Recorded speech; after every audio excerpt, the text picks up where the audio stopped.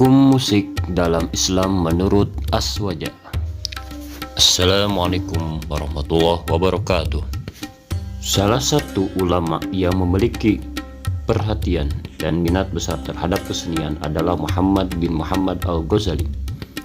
Dalam magnum opusnya Ihya Ulumuddin, Al-Ghazali mengisahkan satu bab khusus pembahasan soal kesenian, khususnya seni suara dan musik. Al-Ghazali mengumpulkan, menganalisis, serta memberikan kritik dan penilaian terhadap pendapat ulama.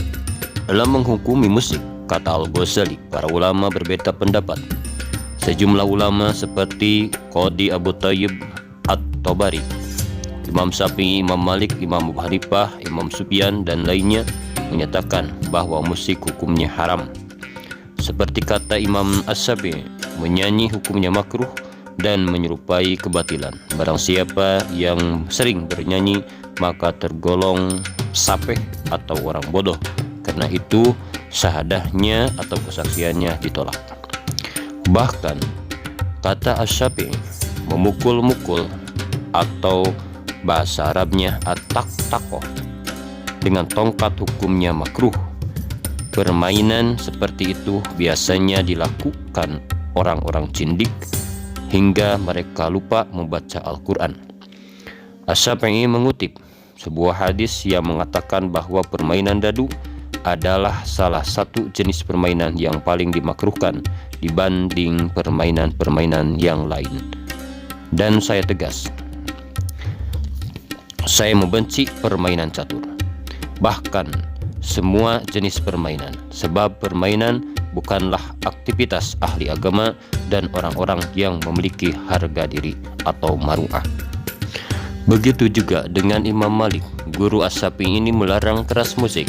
Menurutnya, jika seorang membeli budak perempuan dan ternyata budak tersebut seorang penyanyi, maka pembeli berhak untuk mengembalikan budak tersebut karena termasuk cacat. Pendapat Imam Malik ini kemudian diikuti oleh mayoritas ulama Madinah kecuali Ibnu Sa'id. Hal senada diungkapkan oleh Abu Hanifah yang mengatakan bahwa musik hukumnya makruh dan mendengarkannya termasuk perbuatan dosa. Pendapat Abu Hanifah ini didukung oleh sebagian besar ulama Kufah seperti Sufyan, Imam Sufyan As-Tsauri, Himad, Ibrahim, Syu'bi, dan ulama lainnya. Pendapat di atas dinukil dari Al-Qadi Abu Thayyib At-Tabari. Adapun pendapat ulama yang memperbolehkan mendengarkan musik datang dari Abu Thalib Al-Makki. Menurut Abu Thalib, para sahabat Nabi SAW seperti Abdullah bin Ja'far, Abdullah bin Zubair, Mughirah bin Syu'bah, Muawiyah, dan sahabat Nabi lainnya suka mendengarkan musik. Menurutnya, mendengarkan musik atau nyanyian hampir sudah mentradisi di kalangan ulama salaf ataupun para tabi'in. Bahkan kata Abu Thalib, ketika dia berada di Mekah pada saat peringatan hari-hari besar, orang-orang Hijaz merayakan dengan pagelaran musik. Tradisi seperti itu juga dilakukan oleh orang-orang Madinah, seperti yang diakui sendiri oleh Abu Thalib bahwa dia pernah melihat Qadi Marwan memerintahkan budak perempuannya untuk bernyanyi di hadapan orang-orang sufi.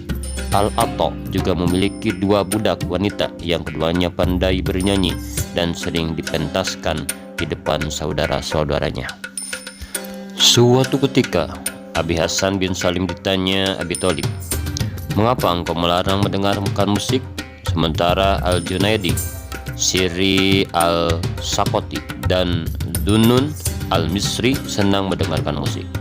Hasan bin Salim menjawab, "Saya tidak pernah melarang orang mendengarkan musik, sebagaimana halnya orang-orang yang lebih baik dariku. Aku hanya melarang bermain dan bersenda gurau dalam mendengarkan musik." Antara bentuk dan isi, menurut Al-Ghazali, baik Al-Quran maupun Al-Hadis tidak satupun secara vulgar menghukumi musik. Memang ada sebuah hadis yang menyebutkan larangan menggunakan alat musik tertentu semisal seruling dan gitar. Namun, sebagaimana yang dikatakan Al-Ghazali, larangan tersebut tidak ditunjukkan pada alat musiknya, serulingnya atau gitarnya, melainkan disebabkan karena suatu yang lain atau amrun kharij, atau perkara yang di luar musik. Di awal-awal Islam, kata Al-Ghazali, kedua alat musik tersebut lebih dekat dimainkan di tempat-tempat maksiat sebagai musik pengiring pesta minuman keras. Orang Islam tidak boleh meniru gaya hidup seperti itu. Nabi SAW sudah mewanti-wanti dengan mengatakan, man tasabbaha biqaumin fahuwa minhum. Barang siapa meniru gaya hidup suatu kaum, maka ia termasuk bagian dari kaum itu. Di samping itu, musik juga dianggap membuat lalai mengingat Tuhan, menggoda kita berbuat maksiat, bertolak belakang dengan prinsip ketakwaan. Penilaian seperti itu mayoritas muncul dari ulama-ulama fikih yang lebih menitik beratkan pada aspek legal formal. Berbeda dengan ulama tasawuf yang tidak terlalu terganggu, bahkan banyak menggunakan musik sebagai media untuk mendekatkan diri kepada Allah. Contohnya musik pengiring tarian Maulawiyah yang sering dimainkan Sufi besar Jamaluddin Rumi. Memang sejak awal seringkali terjadi ketegangan antara pandangan fikih dan tasawuf. Yang pertama lebih menitik beratkan pada aspek legal formal dengan berpegang kuat pada teks-teks agama Al-Quran dan Al-Hadis. Sementara yang kedua lebih menitik beratkan pada substansinya dengan berpijak pada realitas konkret. Menurut Al-Ghazali, mendengarkan musik atau nyanyian tidak berbeda dengan mendengarkan perkataan atau bunyi-bunyian yang bersumber dari makhluk hidup atau benda mati. Setiap lagu memiliki pesan yang ingin disampaikan. Jika pesan itu baik dan mengandung nilai-nilai keagamaan, maka tidak jauh berbeda dengan mendengarkan ceramah, nasihat-nasihat keagamaan, juga sebaliknya. Dalam kaidah fikih dikenal sebuah kaidah al-aslu baqa'u ma al-aslu baqa'u ma kana ala ma kana.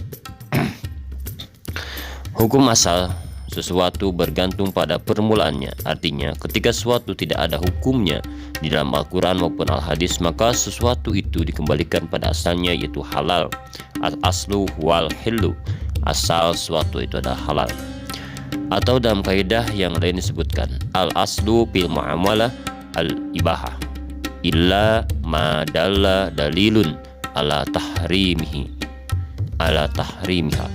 Hukum asal di dalam muamalah adalah halal kecuali terdapat dalil yang melarangnya. Musik masuk dalam kategori muamalah, berbeda dengan ibadah yang kedudukannya tidak bisa ditawar lagi.